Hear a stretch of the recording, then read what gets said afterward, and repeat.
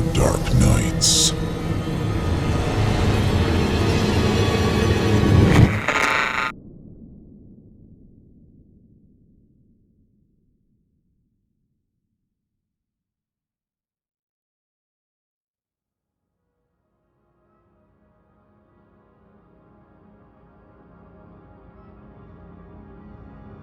Jippa, written by K.M. Zafari, narrated by C. Lake.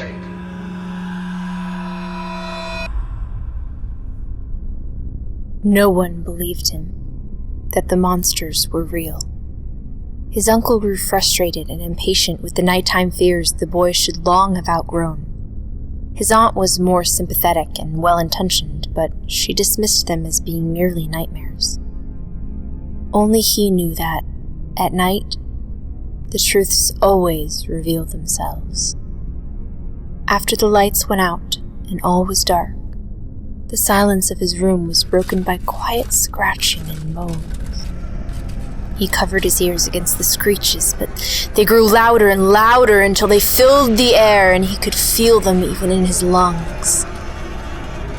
Then, when a scream threatened to burst forth from his throat and he could bear it no longer, there was silence.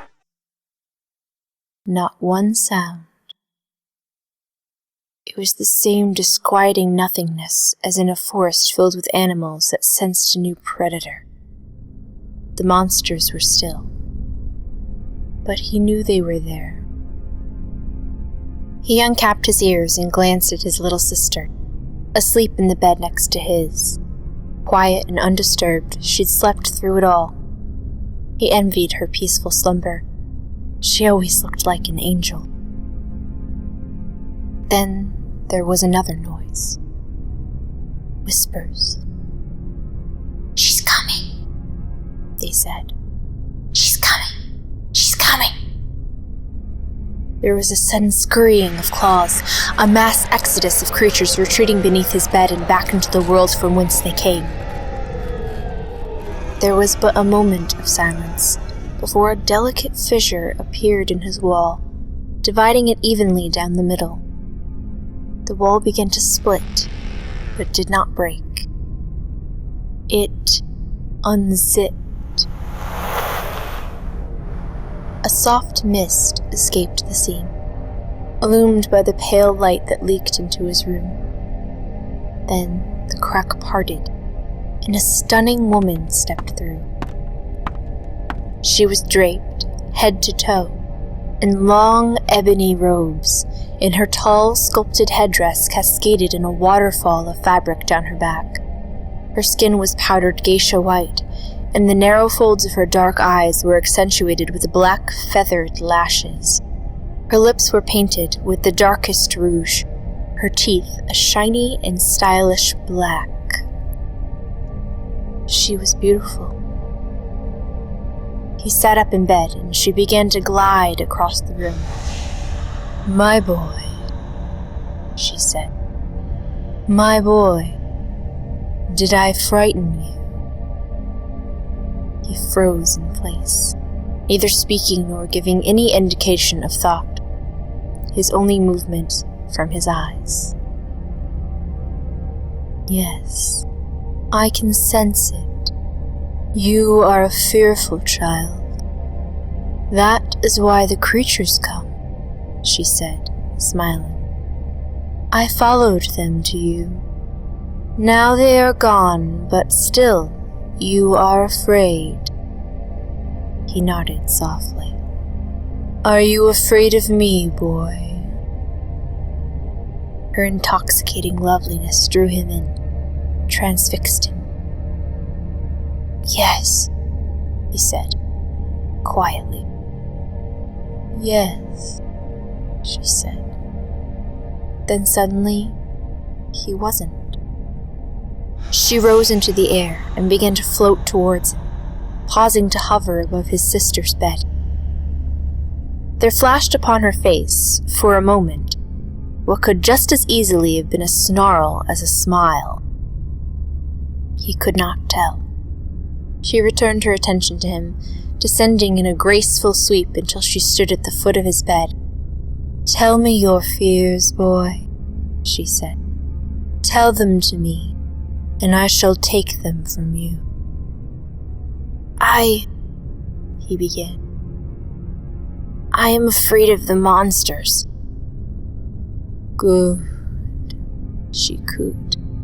The scratches began again from under the bed, along with quiet whimpers of pain. As well you should be. Those creatures are dangerous things. But he was suddenly unafraid. Tell me more, boy. I am afraid of being nothing, he said. There was a sharp pang as his fear was briefly replaced by pain, and then it was gone. The woman began to glow like a fine paper lantern. She became more and more beautiful, and his trust in her grew. More. I am afraid of losing my sister. The girl began to sleep fitfully, small moans and twitches escaping her tiny frame.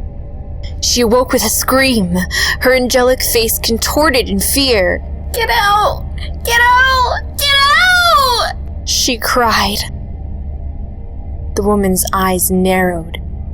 She disappeared as the door burst open and the children's aunt and uncle rushed in. What happened? Asked the aunt. The little girl was shaking. A witch! I saw her standing by his bed. The aunt clutched the girl to her chest and rocked her back and forth. It was just a dream, my love. It was only a dream. No, it was real, the girl said, crying into the woman's chest. It was real. Are you behind this? The uncle asked the boy. You think I invited a witch into our room? The man raised the back of his hand to strike him. Don't you dare! The aunt yelled. They've been through enough. No child of mine would dare talk to me like that. Which is precisely why we never had any. The boy turned away so no one could see the tear that ran defiantly down his cheek. His uncle left, and somehow, amidst the soft murmurs of his aunt and his sister's quiet sobs, he fell asleep. It seemed like only moments had passed when he was awakened by the sounds of the zipper running down his wall. His room again filled with the misty glow, and the beautiful enchantress stepped back through. The boy glanced at his sister's bed, where she lay cradled in their aunt's protective embrace, both of them fast asleep. The woman sprinkled a translucent dust that swirled in a vapor around the sleeping figures and seeped in between the cracks of their eyes. Their breathing slowed, and their bodies stilled. I only help them sleep, boy, the woman said. Tell me more of your fears. I am afraid of my uncle. A small groan escaped from the room down the hall. Yes, she said. I can feel that. But he no longer did. Shall I make him sleep deeply? I can make him go away, just like your fear. No, the boy whispered loudly. No. I am afraid that he will be taken from me, like my parents were. He paused for a moment. I am afraid to be alone. Ah, yes, she said, inhaling deeply. That is your deepest fear. Yes. But do you feel it anymore? He thought for a moment, waiting for the panic to overtake him. No, I don't, he said with surprise. Do you fear the monsters? No. Of being nothing? No. Of losing your sister? His chest tightened for a moment as he stared at the girl's angelic form. I love her, and I do not wish to lose her, but I am not afraid. Good. That is good, boy. So, do you feel at peace? Yes. Fear causes pain. I can remove all of your fears, boy, and you will never feel pain again. How? Do you want it? He swallowed. Yes. Then it does not matter how. Turn around. He did. Remove your shirt, boy. He shifted uncomfortably, but did as he was told. Yes, she said, stroking a long talon down his spine. You shall do nicely. Tell me, are you afraid, boy? Yes, he said, his voice cracking. She breathed in deeply. Yes, I can feel it. Then, he did not. She pulled a long, metallic zipper from the folds of her robes and held it out for him to see. And now? Yes, he said, shaking. Yes, she echoed in something between a purr and a hiss. Yes. His shivering stopped. She produced a long, curved needle and a spool of metallic thread. Yes? She asked. Yes, he said, through chattering teeth. Yes. His jaw became still. She placed the zipper along his spine. She no longer had to ask. Yes, he whimpered. Yes, be afraid. Then she began to sew. She was gentle at first, then aggressive, feeding off each acknowledgement and cry. Yes, yes, he said, tears streaming down his cheek. And she became more and more luminous until only the blacks of her eyes and teeth, the red of her lips, could be seen. The skin along his spine was swollen, pink, and bleeding. But the zipper shined and flashed in her light with each movement of his small, shivering body. She marveled at her creation. Come, boy. Let me step inside, she said, as she began to unzip him. There was a sudden flurry of scratching sounds as a horde of monsters emerged from their kingdom beneath his bed. She is here! She is here! She is here! They whispered. The creatures were a terrifying sight.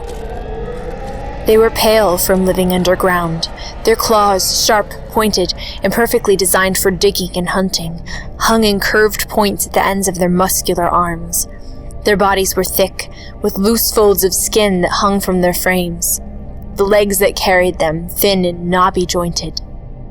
They had the crooked, protruding teeth of a bulldog and white, cataracted eyes, all of which were trained upon the witch. Go away, she hissed. They surrounded the bed and began clawing at her legs, tearing through her paper-thin skin and releasing her light in bright, piercing streaks. No! She screamed. Let me unzip you, boy! Protect me! No, no, no, came a chorus of whispers from the monsters formed a protective wall around him. Please, boy, please! They will surely eat you once they kill me. But I am no longer afraid of them, he said. I feel nothing. Yes, I have hollowed you, and now there is room for me. She fought back at the creatures, slashing them with claws of her own. Black ink began to bleed into her eyes, and a burst of energy shot forth from her body, knocking the stunned creatures to the ground. Her glow ebbed, and her beauty faded. Come to me, boy. I need your form. He stood still. If you love your sister, she said, splaying her fingers toward the girl to release the creeping mist, you will come to me. No, he cried. Then softly, I will do as you ask. He stepped forward and turned his back to face her, crying as the witch yanked the zipper down his spine. He stared at his sleeping sister. I love you, he said. I love you more than anything. It does not matter, boy, the witch said as she pulled apart his skin. She cannot hear you. His vision blackened as she stepped inside. He awoke to the sounds of scratches retreating beneath him, and the witch's final words resounding through his mind. She is already dead. His heart stopped, and he turned towards the girl in a panic. Mirai? He held his breath, staring at her tiny form. She looked just like an angel.